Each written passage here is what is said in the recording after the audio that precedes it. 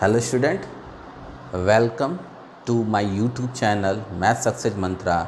Math success mantra में आपका एक बार फिर स्वागत है।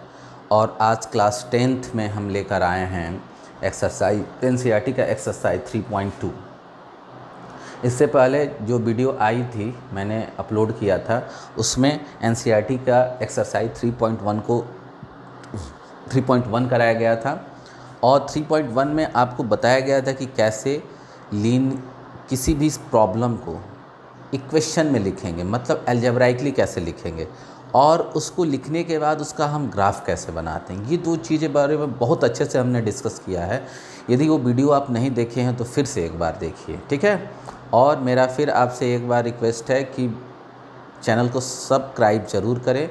सब्सक्राइब कैसे करेंगे उसके लिए मैं बता देना चाहता हूँ। जब भी आप वीडियो देख रहे हैं, आप नीचे सब्सक्राइब लिखा हुआ बटन आप देख रहे होंगे, और जैसे ही उसको एक बार क्लिक करेंगे आप क्या हो जाएगा, चैनल सब्सक्राइब हो जाएगा। सब्सक्राइब करने के लिए इसलिए कहा जा रहा है क्योंकि उससे आपको मुझे कुछ पैसे नहीं मिल जाएंगे, ना मुझे आपसे मिलेंगे, ना मुझ, और उससे आपका कोई नुकसान भी नहीं होगा। लेकिन हाँ, उसको करने से ये होगा कि जैसे ही मैं कोई वीडियो आपके लायक अपलोड करता हूँ, उसका नोटिफिकेशन आपको डायरेक्टली आपको मिल जाता है, और वहाँ से आप क्या कर लेंगे, देख लेंगे। दूसरी बात है कि आपको यदि मेरा लेक्चर समझ में आ रहा है तो उसको शुरू से अंत तक देखिए पहले। दूसरी बात, शुरू से अंत तक देखेंगे तभी समझ में आएंगे, ठीक है ना। और उसके बाद से आपको यदि अच्छे से समझ में आ गया है तो लाइक ज़रूर करें, और यदि नहीं समझ में आ रहा है तो डिसलाइक भी करें, और कमेंट बॉक्स में अपने सुझाव भेजते रहें। मैं ज़्यादा इधर उधर की बातें नहीं करूँगा। अब मैं सीधे टॉपिक पे आता हूँ, और एक्सरसाइज 3.2 एनसीईआरटी का आज हम लोग करेंगे। और इसमें 3.2 का पहला जो क्वेश्चन है उसमें दो प्रॉब्लम यहाँ पर लिखा हुआ है। क्योंकि बुक तो आपके पास होगी, बुक होगी तो आप लोग क्या कर रहे होंगे, वहाँ से देख ही रहे होंगे। अदरवाइज़ बुक नहीं है तो यहाँ से भी आप देख सकते हैं। अदरवाइज डिस्क्रिप्शन बॉक्स में चले जाएंगे तो वहाँ से आप क्या करेंगे, क्लास 10th की एनसीईआरटी की बुक डाउनलोड कर सकते हैं, ठीक है। चलिए, अब पहला क्वेश्चन दिया है कि 10 स्टूडेंट ऑफ क्लास 10th। ध्यान से देखिए, ये 10th क्यों यूज़ किया गया है, क्लास 10th के लिए। और ये 10 क्या है, 10 स्टूडेंट है। Took part in a mathematic quiz. 10 के बच्चे क्या कर रहे हैं, मैथमेटिक्स क्यूज में भाग रहे हैं। वो क्लास 10 के बच्चे कितने हैं, काउंटिंग में 10 है। If the number of girls is 4 more then the number of boys. अब यहाँ पर देखो, यहाँ पर ना बॉयज़ की संख्या दी हुई है ना गर्ल्स की संख्या दी हुई है, लेकिन बॉयज़ और गर्ल्स में रिलेशन दिया है कि जो नंबर ऑफ़ गर्ल्स है ये more than number of boys है। कितना मोर देन, 4 मोर देन। तो इन्हीं कंडीशनों से हम क्या करेंगे, अपना इक्वेशन बनाएंगे, अलजेब्राइक इक्वेशन बनाएंगे, जिसको हम सिखा चुके हैं प्रीवियस एक्सरसाइज में, लेकिन यहाँ पर भी हम करेंगे। तो मैं बताया था कि जो अननोन हो, क्या अननोन हो, बॉय और गर्ल्स की संख्या अननोन है। जो अननोन होगा उसी को एक्स और वाई हम मान लेते हैं। किस में, मैथ्स में। तो एक सॉल्यूशन हो जाएगा आपका, सॉल्यूशन फर्स्ट। और सॉल्यूशन फर्स्ट में आपका जो अननोन है वो क्या है, let number of boys equal to X and number of girls equal to Y. हमने मान लिया कि बॉय की संख्या कितनी है, एक्स है, और गर्ल्स की संख्या कितनी है, वाई है, ठीक है। नंबर ऑफ गर्ल्स कितना है, वाई है, और नंबर ऑफ बॉयज़ कितना है, वाई है। अब अकॉर्डिंग टू क्वेश्चन ये बताइए कि बॉयज़ की संख्या x और गर्ल्स की संख्या y हो गई, और ये दोनों मिलके ही तो 10 हैं, क्योंकि 10 ही बच्चे क्या हो रहे हैं, मैथमेटिक्स सिस्टम में भाग रहे हैं। मतलब इन दोनों को यदि ऐड कर दिया जाए x प्लस वाई, तो ये किसके इक्वल हो जाएगा, 10 के इक्वल हो जाएगा। चलो भाई, पहला इक्वेशन तो आ चुका कि x प्लस वाई 10 हो जाएगा। दूसरा कह रहा है कि if the number of girls, यहाँ देखिए लड़कियों की संख्या अधिक है, यहाँ भी अधिक है। हर जगह आजकल लड़कियाँ क्या हो जा रही हैं, अधिक हो जा रही हैं, ठीक है ना। और कुछ जगहों पर तो कहेंगी कि मैं गर्ल्स हूँ, मुझे क्या चाहिए, आरक्षण चाहिए, जो भी चीज़ें हुई। और जहाँ पर भीड़ लगाना है, सबसे ज़्यादा ये सब भीड़ लगाती हैं। सब सुन रही होंगी मेरी बात, तो बुरा लग रहा होगा उन लोगों को। ऐसे मैं जोक कर रहा था, मजाक कर रहा हूँ, सीरियसली मत लीजिए, कुछ एंजॉय करते रहिए, ठीक ना। लड़कियाँ बहुत बदमाश होती हैं, ठीक है ना, लड़के बहुत अच्छे होते हैं।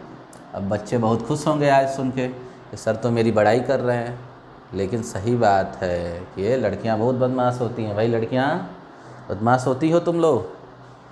अब ये कह रही हो कि सर क्या कह रहे हैं, तो सर सही कह रहे हैं भाई। ये सब मजाक चल रहा है हंसने के लिए, हंसते रहिए और पढ़ते रहिए। अब देखिए आगे यहाँ पर क्या है, अच्छी बात है कि किसी क्यूज़ में क्या हो रहे हैं, लड़कियां अधिक भाग ले रही हैं। इसका मतलब लड़कियां सिंसियर हैं, लड़कियां क्या हो सकती आगे रहती हैं, हर वर्क में आगे रहती हैं, लड़ाई झगड़े में भी। ठीक है। If the number of girls is 4 more then number of boys, मतलब लड़कियों की संख्या, लड़कियों मतलब वाई कितना है, लड़कों से 4 अधिक है। तो लड़कों की संख्या तो x है, उसमें जैसे ही आप 4 ऐड करोगे वो क्या हो जाएगा, गर्ल्स की संख्या के बराबर हो जाएगी। ध्यान से देखो, ये गर्ल्स की संख्या, ये बॉयज़ की संख्या, लेकिन गर्ल्स की संख्या क्या है, बॉयज़ से 4 अधिक है। इसका मतलब जैसे ही आप बॉयज़ में, या ये कह लो कि y माइनस एक्स, यहाँ पर ये गर्ल्स है और ये क्या है, बॉय। ध्यान से देखिएगा, दिखाई दे रहा है आपको, हाँ दिखाई दे रहा है। गर्ल्स माइनस वाई, गर्ल्स की संख्या है कितनी अधिक, 4 अधिक है, मतलब गर्ल्स में से यदि बॉय को माइनस करेंगे तो कितना आएगा, 4। ये दूसरा इक्वेशन आ गया आपका, क्या आ गया, ये दूसरा इक्वेशन आ गया। क्वेश्चन में कह रहा है कि इस समस्या को आप तो क्या कर लीजिए, अलजेब्राइक लिख भी लीजिए और इसका सॉल्यूशन ग्राफिकली निकालिए। इसका क्या करिए, ग्राफिकली सॉल्यूशन निकालिए। तो बहुत आसान है, थोड़ा सा इसको यहाँ लिख देते हैं ना, यहाँ पर and number of girls equal to Y, थोड़ी जगह बच जाती है। तो यहाँ पर दिया है x plus Y equal to 10। तो सॉल्यूशन टेबल बनाइए, छोटा सॉल्यूशन टेबल बना रहे हैं x y। अब x की वैल्यू यदि 0 रखोगे तो y की वैल्यू 10 आ जाएगी, y की वैल्यू 0 रख दीजिए, x की वैल्यू कितनी आ जाएगी, 10 आ जाएगी। क्योंकि मैं बता चुका हूँ कि आप कोई एक वेरिएबल अपने से रखेंगे, दूसरा वेरिएबल क्या करेंगे, इक्वेशन से निकालेंगे। जब x की वैल्यू हमने 0 रखा तो इक्वेशन से y 10 आया, जब y की वैल्यू हमने 0 रखा तो x की वैल्यू क्या आ गया, 10 आ गया। अब इसको यदि ग्राफिकली आप रिप्रेजेंट करेंगे, ग्राफिकली क्या करेंगे आप, रिप्रेजेंट कर दीजिए। चलो करते हैं। तो 1 2 3 4 5, ध्यान से देखते जाइए, 5 6 7 8 9 10। तो एक तो पॉइंट बनेगा क्या भाई, 0,10, एक क्या बनेगा 0,10, एक क्या बनेगा 10,0। ये सब बातें आपको प्रीवियस वीडियो में 3.1 के एक्सरसाइज में मैं बता चुका हूँ, और इसको ध्यान से वहाँ देख लेंगे तो क्लियर हो जाएगा। 2 पॉइंट बन गया 0,10, तो 0,10 मतलब वाई एक्सिस, 1 2 3 4 5 6 7 8 9 10, 0,10। और एक है 10,0 मतलब एक्स एक्सिस, 1 2 3 4 5 6 7 8 9 10, ये क्या होगा 10,0। ये 2 पॉइंट आ गया। और अब क्या करेंगे, आप इसको मिला देंगे, इसको आप मिलाइए, ध्यान से देखिए, मिलाइए।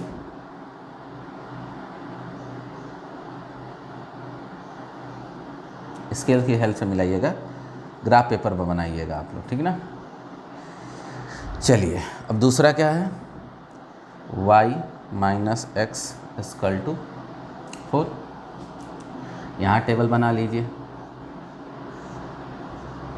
x की वैल्यू 0 रख दोगे तो y की वैल्यू 4 आ जाएगी, x की वैल्यू 0 पर y इक्वल टू 4, और y इक्वल टू 0 पर x की वैल्यू -4 आ जाएगा। तो पॉइंट क्या बन गया भाई, पॉइंट बन गया यहाँ पर 0,4 और -4,0। तो 1 2 3 4 यही पॉइंट होगा क्या, -4,0, -4,0 और 0,4, 1 2 3 4, ये हो गया आपका 0,4। अब क्या करिए, इसको मिला दीजिए, ठीक ना, इसको क्या करिए, मिला देंगे, ये बन गया। क्लियर हो रही बातें। अब बताए थे कि सॉल्यूशन क्या होता है, जहाँ पर इंटरसेक्ट करता है, जहाँ पर इंटरसेक्ट करता है वही क्या होता है आपका सॉल्यूशन होता है। कुछ गड़बड़ हो रहा है क्या, number of girls is 4 more then the number of boys, यही ना है।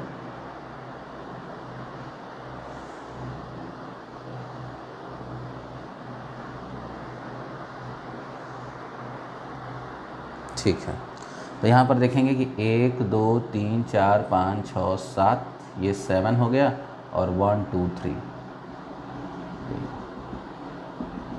ये कहाँ कट कर गया, 3, 7 पे कट कर गया। ध्यान से देखिए कहाँ कट कर गया, 3, 7 पर। अब x की वैल्यू जहाँ कट किया वहाँ x क्या आ गया, x मतलब 3, और जहाँ कट किया y कितना आ गया, 7 आ गया। सॉल्यूशन हमारा मिल गया। जहाँ इंटरसेक्ट करता है वहीं आपका क्या होता है, वही सॉल्यूशन होता है। तो कहाँ कट कर गया है, 3 7 पर। कैसे 3 हुआ, ये 3 आ गया और इधर से काउंट करोगे तो 7, ये पॉइंट क्या हो गया, 3, 7 हो गया। ध्यान से देखिए, उसको हमने अलजेब्राइक लिखा, दोनों का ग्राफ बनाया, जहाँ पर इंटरसेक्ट किया वही आपका सॉल्यूशन होता है। तो x की वैल्यू 3 मतलब नंबर ऑफ बॉयज कितना आ गया, 3, और number of girls equal to 7। बस दोनों को जोड़ोगे तो 10 भी आएगा, और यहाँ गर्ल्स की संख्या देख भी रहे हो कि बॉय से कितना आ गया, 4 अधिक आ गया। तो ये सॉल्यूशन था। क्लियर हो रही बातें, बहुत आसान था, नोट कर लीजिए, तब आगे हम बढ़ते हैं।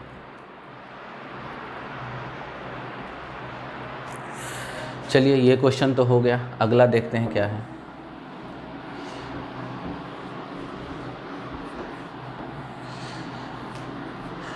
अगले क्वेश्चन में दिया है यहाँ पर पेंसिल और पेन की कॉस्ट दी हुई है। 5 पेन और 7 पेंसिल और 7 पेन की दोनों की कास्ट मिला के 50 रुपये दिया हुआ है, और 7 पेंसिल और 5 पेन की कॉस्ट क्या हो रहा है, 46 रुपया। अब कह रहा है find the cost of pen and pencil that one of pen. ठीक है ना, एक पेंसिल की कीमत कितनी होगी और एक पेन की कीमत क्या होगी, ये फाइंड आउट करना है। इसका मतलब ये हुआ कि एक पेन की कॉस्ट और एक पेंसिल की कॉस्ट ही अननोन है, और अननोन जो होता है उसी को x और y मान लेते हैं।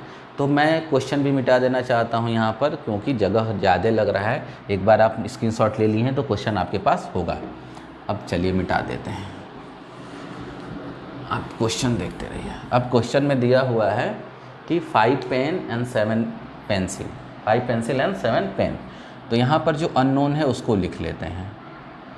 तो अननोन क्या हो गया, फर्स्ट क्या second, let cost of 1 pencil equal to x rupees और cost of 1 pen equal to y rupees.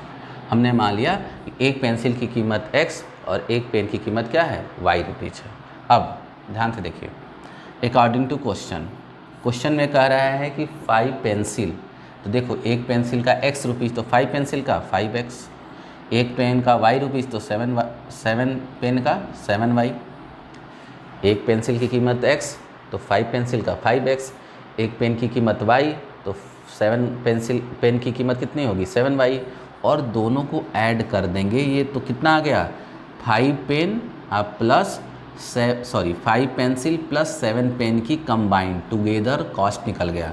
Question में ये दिया हुआ है पहले से, आपको कितना दिया हुआ है, 50। पहला ही क्वेश्चन हो गया।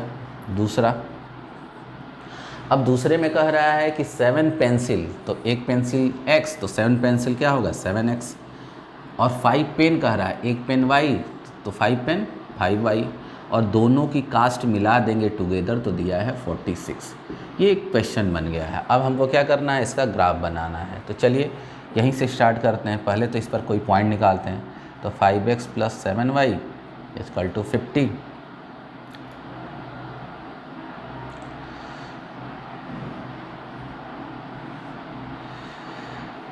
xy।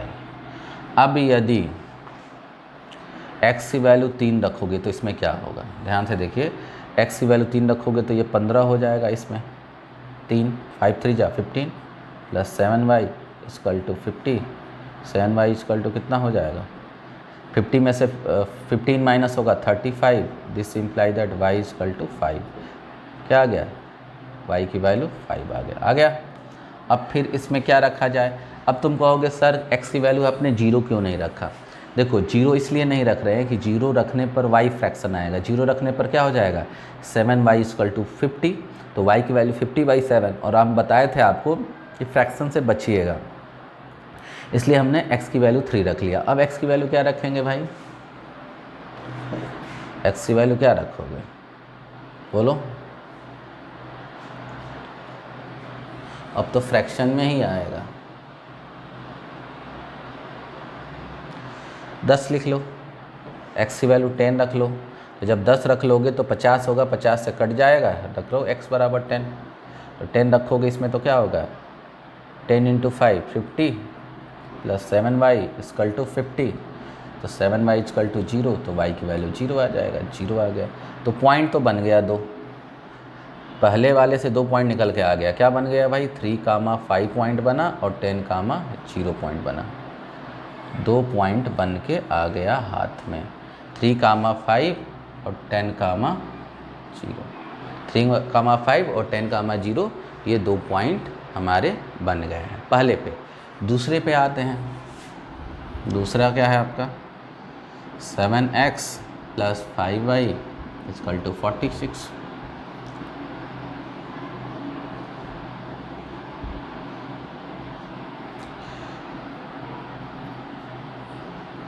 हाँ, कितना रखेंगे बताइए। ऐसा रखिए कि फ्रैक्शन ना आए, ऐसा रखिए कि फ्रैक्शन ना आए। तो रख लीजिए x की वैल्यू 8, x की वैल्यू 8 रखिए। x की वैल्यू 8 रखेंगे यहाँ पर तो क्या होगा, 56 5y तो 46 5y क्या -10, y की वैल्यू -2, तो क्या हो जाएगा 8 पर -2। अब नेक्स्ट यहाँ पर y आ गया -2। अब देखिए कैसे आ गया है, तो ये लिखने की ज़रूरत नहीं, हम मिटा देते हैं, ठीक ना। x = 8 रखोगे तो y की वैल्यू -2 आएगा, क्योंकि जगह नहीं है, ग्राफ भी तो बनाना है। बोलिए। और इसके बाद से देखिए इसी में x की वैल्यू क्या रख दीजिए आप, 3 रख दीजिए। कितना हो जाएगा, 21 + 5y = 46, 5 = 25, y की वैल्यू क्या आ गया 5, तो 3,5 आ गया। x की वैल्यू 3 रखे तो y क्या आ गया 5। कहाँ रख रहे हैं, इसी क्वेश्चन में बार बार रख रहे हैं। हमको यहाँ भी 2 पॉइंट निकल के आ गए, एक 8,-2 आया और दूसरा क्या आएगा 3,5 आया, ठीक। अब चलिए ग्राफ बनाते हैं, बहुत आसान है ग्राफ बनाना। पॉइंट ले लीजिए। अब देखिए यहाँ पर 3,5, तो 1 2 3, 5 कितना है 1 2 3 4 5, ये आपका आ गया 3,5। और अगला है 10,5, कितना है 10,5, एक 3,5 हो गया और दूसरा है 10,5, तो हो गया 10 लिखिए 10,0, तो x पे 10 1 2 3 4 5 6 7 8 9 10, ये हो गया 10,0। और यहीं से इन्हीं दोनों पॉइंट से निकल के जाएगा, ये हो गया आपका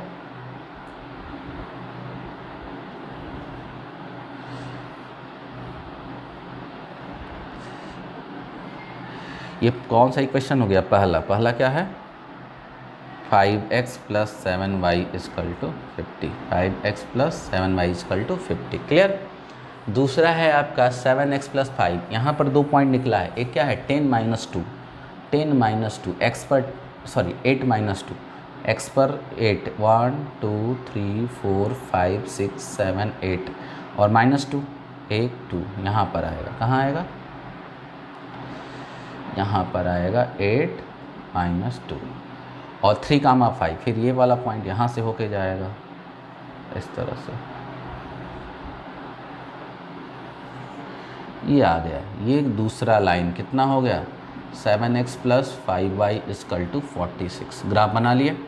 अब कहाँ इंटरसेक्ट किया, ये दोनों के दोनों कहाँ इंटरसेक्ट कर रहे हैं 3,5 पर, मतलब ये हुआ कि x की वैल्यू 3 आ गया, y की वैल्यू 5 आया, और यही आपका सॉल्यूशन हो जाएगा। x = 3 मतलब ये पेंसिल की कीमत कितना आएगा 3 और y की वैल्यू 5, तो पेन की कीमत कितना आ जाएगी 5 रुपीज़ आएगी। पेंसिल 3 रुपीज़ का होगा एक और पेन 5 रुपीज़ का होगा। तो ये बातें आपको समझ में आ गई होंगी, ध्यान से सुनिएगा। चलिए पहला क्वेश्चन तो हो गया, वीडियो के रिवाइंड करके देख लीजिएगा, 1-2 बार समझ में आ जाएगा आपको, जो दिक्कत होगी बताइएगा। अब क्वेश्चन नंबर 2 पे आते हैं। क्वेश्चन नंबर 2 एक नया टाइप का क्वेश्चन है। इसको तो मैं बता चुका हूँ, इसकी थियरी पूरी, जो लोग भी अच्छे से पढ़े होंगे, प्रीवियस 2 वीडियो पढ़ा हुआ है, तो ये एक्सरसाइज ऑलरेडी आप लोग कर लिए होंगे, उसमें कोई आपको दो राय नहीं है कि ना किए हों, आप लोग बहुत तेज़ हैं पढ़ने में, ठीक ना। लेकिन अब हम बता भी देते हैं, क्योंकि आप लोग वीडियो देख नहीं रहे हो, इससे मुझे पता लग रहा है। वीडियो का जब मैं वॉच टाइम देखता हूँ तो उससे पता चलता है क्लास 10 के बच्चे तो कुछ नहीं कर रहे हैं। चलिए, नहीं कर रहे हैं तो अपने लिए मैं आपको क्या क्या बताया था उसको मैं देख लेता हूँ। बताया ये था कि यदि a1x + b1y = c1, a2x + b2y = c2, तो पहला कंडीशन मैंने बताया था कि यदि a1/a2 is not equal to b1/b2 होगा, तब क्या होगा, इस दोनों का यूनिक सॉल्यूशन होगा। क्या होगा, यूनिक सॉल्यूशन होगा, या बोलेंगे इसका जब ग्राफ बनाएंगे तो इंटरसेक्टिंग होगा। इंटरसेक्टिंग, दोनों लाइन इंटरसेक्टिंग होगी। दूसरा में हमने बताया था कि a1/a2 = यदि b1/b2 is not equal to c1/c2 आ जाएगा तो क्या कहलाएगा, वो नो सॉल्यूशन का केस आएगा। सॉरी, इसको छोड़ दो, इक्वल टू, तो यहाँ पर क्या आएगा, इनफाइनाइट सॉल्यूशन का केस आएगा। क्या आएगा, इनफाइनाइट सॉल्यूशन का केस आएगा, और इसको बोलते हैं कॉन्सिडेंट लाइन। ये क्या बनाएंगे, कॉन्सिडेंट लाइन बनाएंगे। और तीसरा आपको बताए थे आपको कि a1/a2 = b1/b2 is not equal to c1/c2, तो ये नो सॉल्यूशन होता है। क्या होता है, नो सॉल्यूशन होता है। और यहाँ पर होती है लाइन, क्या होती है, ग्राफ बनाएंगे तो पैरेलल लाइन होगी। ये आपको तीनों कंडीशन हम ऑलरेडी लिखवा चुके हैं वीडियो में, लेकिन यहाँ पर भी हमने लिखवा दिया। क्या लिखवाया कि यदि a1/a2 is not equal to b1/b2, unique solution, graph बनाएंगे तो intersecting line, a1/a2 = b1/b2 = c1/c2, तो इनफाइनाइट सॉल्यूशन, ग्राफ बनाएंगे तो कॉन्सिडेंट लाइन, मतलब एक ही पर बन जाएगी। और यदि a1/a2 = b1/b2 is not equal to c1/c2, तो नो सॉल्यूशन, जिसको बोलते हैं पैरेलल लाइन, ग्राफ बनाएंगे तो। अब एक चीज़ बता दें कि ये दोनों केस आएगा तो कॉन्सिस्टेंट कहलाएगा। क्या कहलाएगा, कंसिस्टेंट, कंसिस्टेंट कहलाएगा। और ये नो सॉल्यूशन वाला क्या कहलाएगा, इनकंसिस्टेंट। तो अगले क्वेश्चन में हमको क्या करना है, ध्यान से देखिए। अगले क्वेश्चन में हमको क्या बताना है कि कौन से pair of linear equation intersect करेगा, कौन पैरेलल होगा, कौन सा कॉन्सिडेंट होगा। क्लियर, तो ध्यान से देखिए।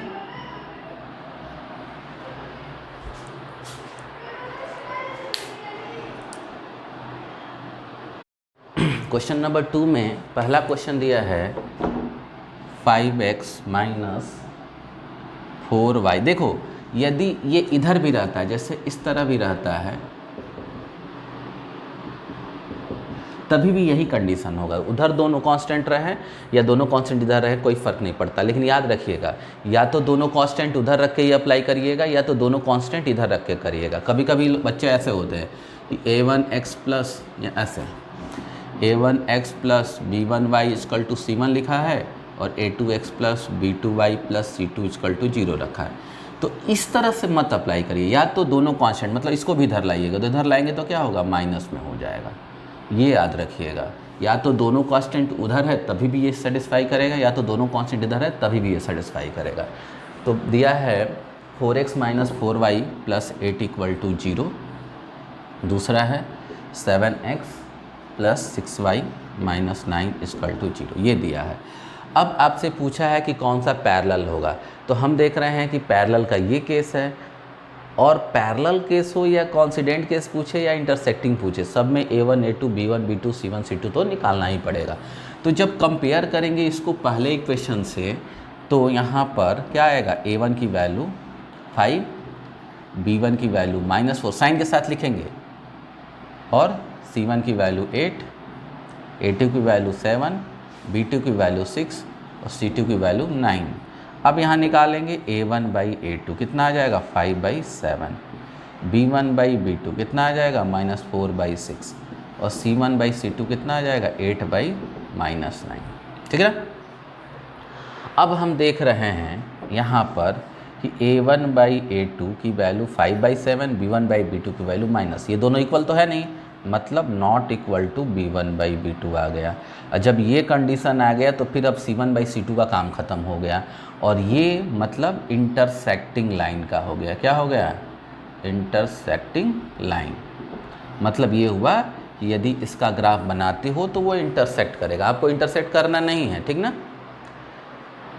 आपको केवल क्या करना है, कंपेयर करके बताना है कि इंटरसेक्टिंग होगा कि नहीं होगा। चलिए अब नेक्स्ट है इसमें दूसरे के फर्स्ट में। अब यदि यही पूछ दिया होता है कि ये कॉन्सिस्टेंट होगा कि इनकॉन्सिस्टेंट होगा, तो आप बताओगे इन दोनों में से कोई भी केस आएगा तो कॉन्सिस्टेंट होगा। मतलब ये इंटरसेक्टिंग है, लेकिन कॉन्सिस्टेंट पूछा होता तो आप लिखते कि देयरफॉर गिवन इक्वेशंस आर क्या, कॉन्सिस्टेंट। ठीक ना, क्या बताते थे? कॉन्सिस्टेंट बताते, क्योंकि इंटरसेक्ट कर रहा है तो सॉल्यूशन तो यूनिक आएगा। सॉल्यूशन देखो यूनिक आए या इनफाइनाइट आए, कॉन्सिस्टेंट कहलाएगा। एक ही केस में इनकॉन्सिस्टेंट होगा जब सॉल्यूशन नहीं आएगा, मतलब पैरेलल वाले केस में, तो ये कॉन्सिस्टेंट भी होगा। पूछा नहीं है, लेकिन अगले जो क्वेश्चन है उसमें आपको कॉन्सिस्टेंट और इनकॉन्सिस्टेंट ही पूछ रहा है, तो इन दोनों केस में से कोई भी आएगा तो कॉन्सिस्टेंट बोल देंगे। जैसे पहला आ गया तो ये कॉन्सिस्टेंट भी था, ग्राफ बनाएंगे तो इंटरसेक्टिंग होगा, सॉल्यूशन निकालेंगे तो यूनिक आएगा। ये चीज़ें हैं। अब दूसरा क्वेश्चन देखिए। दूसरा क्वेश्चन है 9x दूसरे का दूसरा, 9x + 3y + 12 = 0 और 18x + 6y + 24 = 0। अब a1 की वैल्यू 9, b1 की वैल्यू 3, c1 की वैल्यू 12, a2 की वैल्यू 18, b2 की वैल्यू 6, c2 की वैल्यू 24। ये चीज़ें हैं, कंपेयर करना है, आपको कुछ नहीं करना है, इन इक्वेशन से कंपेयर कर देंगे, ये आ गया। अब निकालेंगे a1/a2, कितना आएगा? 9/8। एक चीज़ और भी करिएगा, सिंप्लीफाई करिएगा। यदि सिंप्लीफाई हो जाए तो, ये सिंप्लीफाई नहीं हो पाएगा। फिर b1/b2 कितना हो जाएगा? 3/6 जो आएगा 1/2, और c1/c2 आ जाएगा 12/24, ये भी आ जाएगा 1/2। सॉरी, ये 9/18 है, सिंप्लीफाई करेंगे तो कितना आ जाएगा? 1/2 आ जाएगा। क्या आ जाएगा? 1/2। तो हम देख रहे हैं 1/2 1/2 1/2, मतलब a1/a2 b1/b2 c1/c2 तीनों इक्वल हो गया। Therefore a1/a2 = b1/b2 = c1/c2। This implies that lines are coincident. Coincident हो जाएगा। कॉन्सिडेंट हो जाने का मतलब ये होगा कि इनफाइनाइट सॉल्यूशन, और सॉल्यूशन आए या इनफाइनाइट आए, क्या कहलाएगा? कंसिस्टेंट कहलाएगा। क्या कहलाएगा? कंसिस्टेंट होगा। यदि आपसे पूछा होता कि ये कंसिस्टेंट होगा कि इनकॉन्सिस्टेंट होगा, तो आप जैसे ही ये केस आ गया, अभी बता रहे थे, इन दोनों में से कोई भी केस आए तो कंसिस्टेंट कहलाएगा। तो ये कंसिस्टेंट भी है। वैसे आपको कॉन्सिडेंट और पैरेलल और इंटरसेक्टिंग बताना था, तो यहाँ पर क्या होगा? लाइन क्या हो जाएगा? कॉन्सिडेंट हो जाएगा। तीसरा देखिए, दूसरे का थर्ड।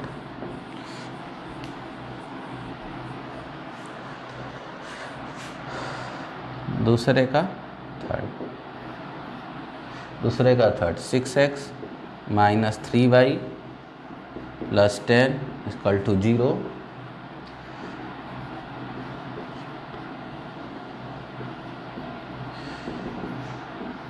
ये हो गया clear.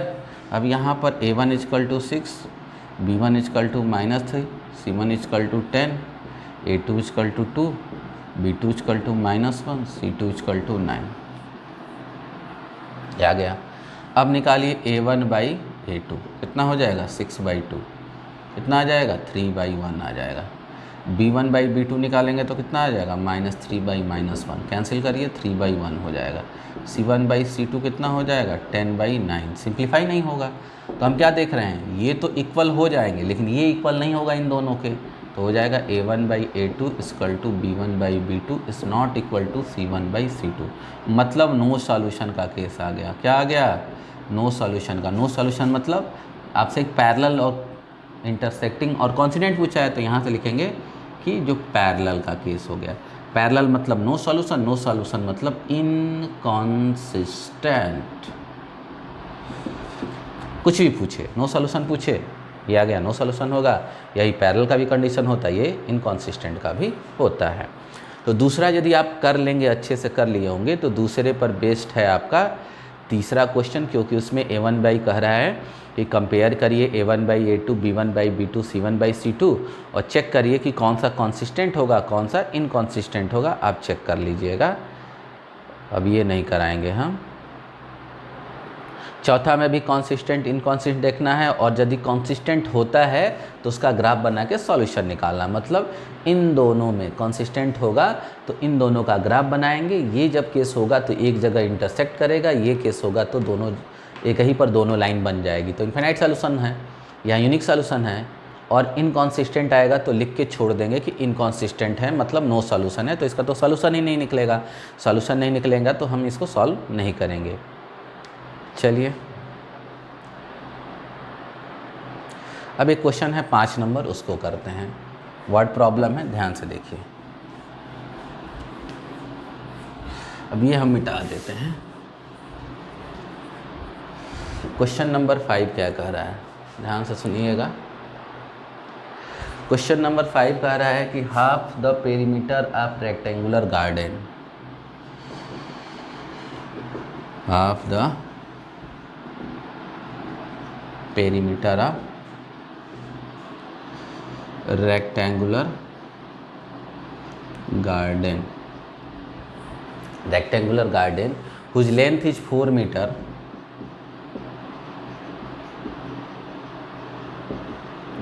length is 4 meter, more than its width, more than its width, ठीक ना, is 36 metre. Find the dimension of garden, find the dimension of garden. ध्यान से देखिएगा, एक वर्ड प्रॉब्लम था, इसको हम देख रहे हैं। कह रहा है कि half the perimeter of rectangular garden whose length is 4 more than its width is 36 metre, मतलब एक रेक्टेंगुलर गार्डन है, उसका पेरीमीटर का हाफ कितना है, 36 है, और उसके विड्थ में और लेंथ में रिलेशन दिया है। लेंथ क्या है, 4 मीटर अधिक है उसके विड्थ से, मतलब चौड़ाई से, तो उसकी डायमेंशन पूछ रहा है। ग्राफिकल सॉल्यूशन भी इसका निकालना होगा हमको। इक्वेशन बनाएंगे, फिर इसका क्या निकालेंगे, ग्राफिकल सॉल्यूशन लिखेंगे, ठीक है। तो चलिए लिखते हैं। तो एक पहले बना लेते हैं, आप क्या बना लीजिए, रेक्टेंगुलर गार्डन बना लीजिए, और मान लीजिए कि इसकी लेंथ कितनी है, x है, और इसकी विड्थ कितनी है, y है, ठीक। तो ले लीजिए, लेट सॉल्यूशन यहाँ से। तो सॉल्यूशन में हम क्या लेंगे कि let x metre be the length of garden and y metre with the width of, हमने मान लिया कि x मीटर क्या है, गार्डन की लेंथ है, और y मीटर क्या है, गार्डन की विड्थ है। अब क्वेश्चन में दिया है कि यहाँ पर कि length is 4 metre more than its width, मतलब ये हुआ कि लेंथ तो x है, ये लेंथ है और ये विड्थ है। लेंथ कितना अधिक है, 4 मीटर अधिक है विड्थ से, मतलब लेंथ में जब विड्थ को माइनस करेंगे तो 4 आ जाएगा। ये पहला इक्वेशन बना। लेंथ और ये विड्थ, लेंथ अधिक है, कितना अधिक है, कैसे पता चलेगा, लेंथ में से जब विड्थ को माइनस करेंगे तो पता चल जाएगा कितना अधिक है। क्वेश्चन में दिया है 4 मीटर अधिक है, तो 4 कर देंगे। अब कह रहा है कि the perimeter of rectangular garden is 36 metre. तो पेरीमीटर कितना हो जाएगा, 2 ब्रैकेट में x प्लस वाई, हाफ करेंगे तो 2, ये तो पेरीमीटर हो गया। आप पेरीमीटर का जानते हैं ना फार्मूला रेक्टेंगुलर गार्डन का, 2 ब्रैकेट में l प्लस बी, यही ना पढ़े हो रेक्टेंगुलर का, 2 ब्रैकेट में लेंथ प्लस ब्रेथ, तो 2 ब्रैकेट में x प्लस वाई, ये तो रेक्टेंगुलर का पेरीमीटर हो गया। हाफ करेंगे तो 2 से डिवाइड कर देंगे, और ये दिया है 46, कितना दिया है 36 दिया है, ये तो कट जाएगा, तो x plus Y equal to कितना हो जाएगा 36। ये दूसरा हो गया, ये पहला इक्वेशन बना और ये दूसरा बना, और इन्हीं का क्या करना है, प्लॉटिंग करके सॉल्यूशन निकाल लेना है। बहुत इजी सा क्वेश्चन है, ठीक है। तो चलिए, इसकी कोई ज़रूरत नहीं है, यहाँ पर आप समझ ही रहे हैं क्या क्या लिखे हैं। अब हम मिटा देते हैं, ये सब कहानी मिटाते हैं क्योंकि हमको सॉल्यूशन निकालते हैं। अब यहाँ पर देखिए x minus Y equal to 4, table बना लीजिए।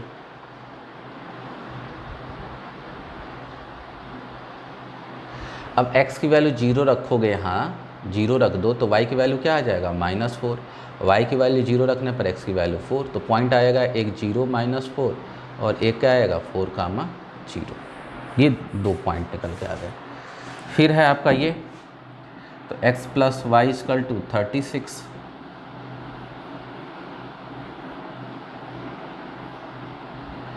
xy।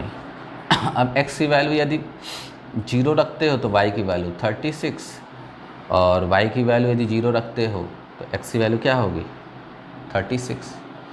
तो ये हो गया 0,36 और 36,0। अब इसका क्या बनाएंगे हम, ग्राफ बनाएंगे। इसका क्या बनाएंगे हम, ग्राफ बनाएंगे। तो चलिए,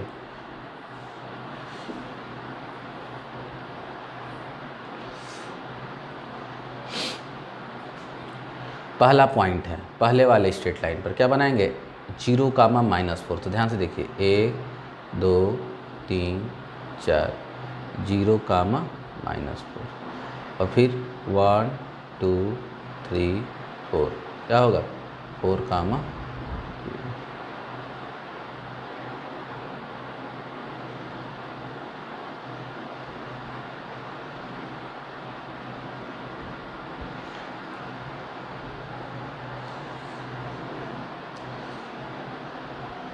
ये हो गया। दूसरा है इसका, तो इसमें है 0,36, तो 0,36 इस पर 1 2 3 4 5 6 7 8 9 ऐसे करके ऊपर मान लीजिए बना लेते हैं। यहाँ देखो भाई, इसका हम चूँकि जगह नहीं है मेरे पास, क्योंकि 36 पॉइंट बनाने पड़ेंगे। जहाँ 36 आएगा वो 0,36 होगा, और इधर भी क्या होगा 36,0। यहाँ भी काउंट करेंगे 1 2 3 4 36 तक जाएंगे, और इसको मिला देंगे। क्या दे रहे हैं, मिला देंगे। जहाँ इंटरसेक्ट करेगा वही क्या हो जाएगा, आपका सॉल्यूशन हो जाएगा। इसको हम बनाएंगे ग्राफ पेपर पर तो समझ में आएगा। तो मैं बता देना चाहता हूँ ये कहाँ कट करेगा। ये कट करेगा 16 20 पे। कहाँ कट करेगा, ये 16 और 20 पर। ये हो जाएगा आपका पॉइंट होगा 16,20। मतलब ये हुआ यहाँ से x की वैल्यू 16 और y की वैल्यू 20, यही सॉल्यूशन हो जाएगा। मतलब ये हुआ कि लेंथ उसका कितना हो जाएगा, ये गलत आ रहा है, सॉरी 20,16 पे कामा, ठीक ना। तो लेंथ आपकी हो जाएगी 20, ये थोड़ा सा गलती लिख दिए, ये 20,16 आएगा। क्या आएगा 20,16 आएगा। तो x की वैल्यू 20, मतलब लेंथ कितनी आ जाएगी इसकी 20 आ जाएगी, और ब्रेथ कितनी आ जाएगी 16 आ जाएगी। बहुत आसान था। उसका हम ग्राफ बनाएंगे ग्राफ पेपर पर। जहाँ इंटरसेक्ट करेगा वो पॉइंट निकालेंगे। कैसे निकालेंगे, काउंट करते जाओगे। यहाँ पर जो होगा वो x होगा, तो देखोगे कि ये कहाँ पर आएगा, किस पॉइंट पर आएगा। इस तरह करते जाओगे तो 20 पे आएगा, और इधर से गिनते जाओगे तो ये कहाँ आ जाएगा 16 पर आएगा। चूँकि ग्राफ सही बनाओगे तब। अभी हम 36 पर नहीं बनाए, पहले ही बना लिए हैं। 36 पर बनेगा आगे, और ये बनेगा ऊपर, ठीक है। तो वहाँ पर एग्जैक्ट 20,16 लेंथ x होगा। लेंथ को x माने हो तो x की वैल्यू 20, और ब्रेथ विड्थ को माने हो y, तो y की काम 16, मतलब लेंथ 20 मीटर और विड्थ 16 मीटर आ जाएगा, ठीक है। लास्ट क्वेश्चन आपको बताने जा रहे हैं, बहुत ही आसान सा क्वेश्चन है।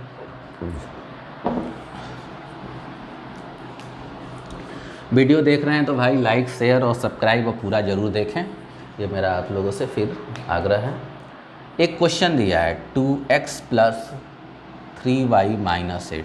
क्वेश्चन मैं नहीं लिख रहा हूँ, कह रहा है कि पहला ये दिया हुआ है और एक और लीनियर इक्वेशन लिखना है। ऐसा लिखना है कि ये वाला जो लिखोगे वो और ये इंटरसेक्ट कर जाए। तो ध्यान से देखिए, इंटरसेक्ट करने के लिए ये कंडीशन आप अप्लाई कर दीजिएगा। कोई भी ऐसा इक्वेशन लिखिए जो इसको फॉलो करता हो, ठीक ना। तो लिख लीजिए 3x plus 2y minus 10 equal to 0। ये तो गिवन था आपका, तो यहाँ से गिवन है तो ये a1 इक्वल टू क्या हो गया 2 और b1 इक्वल टू 3 और c1 की वैल्यू -8। अब आपको इस तरह से इक्वेशन लिखना है कि यदि उसका हम कंपेयर करके a2 3 निकालिए, b2 क्या निकालिए 2 और c2 -10 निकालिए और यहाँ से a1 बाई a2 निकालेंगे तो कितना आ जाएगा 2/3, b1 बाई b2 निकालेंगे तो क्या आ जाएगा 3/2 और c1 बाई c2 निकालोगे तो कितना हो जाएगा -8/10। तो यहाँ हम देख रहे हैं कि a1 by a2 is not equal to b1 by b2। क्या देख रहे हैं a1 by a2 is not equal to b1 by b2 आ रहा है। इसका मतलब ये हुआ कि ये जो गिवन था उसके साथ जो हम ये इक्वेशन लिखे हैं अपने मन से वो इंटरसेक्ट, इसका ग्राफ बनाएंगे तो इंटरसेक्ट करेगा। अब तुम कहोगे सर यही क्या होगा, क्या और भी इक्वेशन हो सकते हैं? तो बहुत से इक्वेशन हो सकते हैं, और भी हम लिख के दिखा देंगे आपको इक्वेशन जो इसके साथ इंटरसेक्ट करने लगेगा। तो सॉल्यूशन ज़रूरी नहीं है कि बुक से मैच करेगा। दूसरा कह रहा है कि पैरेलल, तो पैरेलल वाला कंडीशन याद करो क्या होता है a1 by a2 equal to b1 by b2 होना चाहिए but not equal to c1 by c2 होना चाहिए। तो याद रखिएगा पैरेलल में तो ये वाला पोर्शन क्या होता है सेम लिख लेते हैं, जितना यहाँ पर है उतना ही यहाँ पर लिखेंगे। दूसरा है आपको लिखना होगा 2x प्लस 3y, बस इसी में चेंजिंग कर दो। यहाँ -8 है तो यहाँ +8 कर लो, कंपेयर करो। a1 की वैल्यू a2 की वैल्यू 2 हो गई। देखो ये तो था फिक्स है, सबके लिए यही रहेगा, इक्वेशन दिया है। इसके साथ एक एग्जाम्पल लिखना है जो इंटरसेक्टिंग हो, तो हमने एग्जाम्पल ये लिख लिया। क्यों ऐसे, कैसे हमने समझा कि यही होगा? आप ऐसा लिखिएगा कि ये ना सेटिस्फाई कर, माने ये सेटिस्फाई करे a1 by a2 not equal to b1 by 2, ऐसा ही लिखना है। और ऐसे बहुत से इक्वेशन आप लिख सकते हो। अब a2 2 हो गया, b2 3 हो गया और c2 कितना हो गया यहाँ पर +8। अब निकालोगे a1 बाई a2, ध्यान से देखो a1 2/2, b1 बाई b2 कितना आ जाएगा 3/3, ये भी 1 होगा, ये भी 1 होगा। और c1 बाई c2 निकालोगे तो कितना आ जाएगा -8/8, ये -1 होगा। तो हम देख रहे हैं कि a1 बाई a2 की वैल्यू भी इसको कैंसिल करोगे तो 1, b1 बाई b2 की भी वैल्यू कैंसिल करोगे तो 1, मतलब ये दोनों इक्वल आ गया। और c1 बाई c2 -1, तो c1 by c2 is not equal to, क्या हो जाएगा पैरेलल का केस। क्लियर? अब आपको क्या करना है, कॉन्सिडेंट वाला का केस करना है। तो कॉन्सिडेंट के लिए तो बहुत सा है, कॉन्सिडेंट के लिए क्या होना चाहिए, ये होना चाहिए। तो बहुत आसान है, सेम क्वेश्चन लिखिए, इसी में किसी नंबर से मल्टीप्लाई करके लिखिए, 3 से 4 से, जिससे मल्टीप्लाई कर 3 से मल्टीप्लाई कर लो, कितना होगा 6x 9y और 24 = 0। अब कंपेयर करो a2 = 6, b2 = 9 और c2 = -24। अब यहाँ पर a1 बाई a2 कितना हो जाएगा 2/6, कितना होगा 1/3, b1 बाई b2, b1 की वैल्यू 3/9 1/3 और c1 बाई c2 कितना होने वाला है -8/-24 = 1/3। तो हम देख रहे हैं कि तीनों 1/3 आ गया। इसका मतलब क्या हो गया a1 by a2 = b1 by b2 = c1 by c2 हो गया। और इसका मतलब होता है कॉन्सिडेंट। कॉन्सिडेंट लिखना बहुत आसान होता है। कॉन्सिडेंट में क्या करेंगे आप, इसी में किसी नंबर से मल्टीप्लाई करके क्वेश्चन बनाइए। 2 से मल्टीप्लाई करके लिख लीजिए, तभी भी वो कॉन्सिडेंट हो जाएगा। 3 से मल्टीप्लाई करके लिखिए, वो भी कॉन्सिडेंट हो जाएगा। 4 से मल्टीप्लाई करके इसमें लिख लीजिए, वो भी इसके साथ कॉन्सिडेंट हो जाएगा। 7 से मल्टीप्लाई कर लिए, वो भी इसके साथ कॉन्सिडेंट होगा। पैरेलल लिखने के लिए बहुत आसान था। पैरेलल में लिए क्या कर लीजिए, इसको दोनों में ये सेम बना लीजिए और जो यहाँ पर कांस्टेंट है उसके अलावा यहाँ पर कांस्टेंट, ये सेम लिखिए और इसको चेंज कर लेंगे तो पैरेलल बनने लगेगा। और इंटरसेक्टिंग के लिए क्या कर लीजिए, x और y के कोफिशिएंट को चेंज कर दीजिए। इसमें जो x और y का कोफिशिएंट था, दूसरे वाले में जो लिखना चाहते हैं जो इसके साथ इंटरसेक्ट हो, उसमें क्या करिएगा, यहाँ पर जो x का कोफिशिएंट है वहाँ y कर लीजिए, यहाँ जो y का है वहाँ x कर लीजिए, तभी भी वो क्या कर लेगा, इंटरसेक्टिंग हो जाएगा। तो ये हो गया आपका सारे क्वेश्चन। ध्यान से देखेंगे तो आपको समझ में आ जाएगा। कॉन्सिडेंट बनाने के लिए इसी क्वेश्चन में आप क्या करना पड़ता है, किसी नंबर से मल्टीप्लाई करके बना लेंगे तो वो इसके साथ कॉन्सिडेंट करेगा। पैरेलल के लिए ये वाली दोनों सेम चीज़ होनी चाहिए, कांस्टेंट में अंतर कर दीजिएगा, पैरेलल हो जाएगा। और इंटरसेक्टिंग बनाने के लिए क्या करिएगा कि ऐसा इक्वेशन लिखिएगा जिसका कोफिशिएंट इससे मैच ना करे, मतलब आप चेंज कर लीजिएगा। यहाँ y का जो कोफिशिएंट है यहाँ x का बना लीजिए, यहाँ जो x का है वहाँ y का बना लीजिए, या तो कुछ अपने से लिख लीजिए, लेकिन ऐसा लिखिएगा जो मतलब ऐसा मत लिखिएगा 4x + 6y। क्यों? क्योंकि 2 से मल्टीप्लाई होके आया है। हाँ, एक में 2 से मल्टीप्लाई कर दीजिए और एक में 3 से मल्टीप्लाई, ये लिख सकते हैं आप, तभी भी ये क्या होगा, इंटरसेक्टिंग होगा। मतलब ऐसा लिखिएगा जिसमें ये ना फॉलो करे, a1/a2 = b1/b2, ये ना फॉलो करे। यदि ये होगा, ऐसा ही लिखिएगा जिसका a2 b2 ऐसा हो जिसका a1 a2 और b1 b2 के साथ रेशियो आपस में इक्वल ना आए तो इंटरसेक्टिंग होगा। ऐसे बहुत से इक्वेशन आप लिख सकते हो। और वीडियो को लाइक, शेयर और डिसलाइक ज़रूर करिए। यदि समझ में नहीं आया तो डिसलाइक करिए। और आप ये कंप्लीट हो गया आपका 3.2 एक्सरसाइज, पूरा अच्छे से कंप्लीट हमने करा दिया। अब मैं जब कल आऊँगा तो 3.3 कराऊँगा। और तब तक के लिए यदि आप वीडियो देख रहे हैं तो धन्यवाद। वीडियो को शेयर और लाइक ज़रूर कीजिए।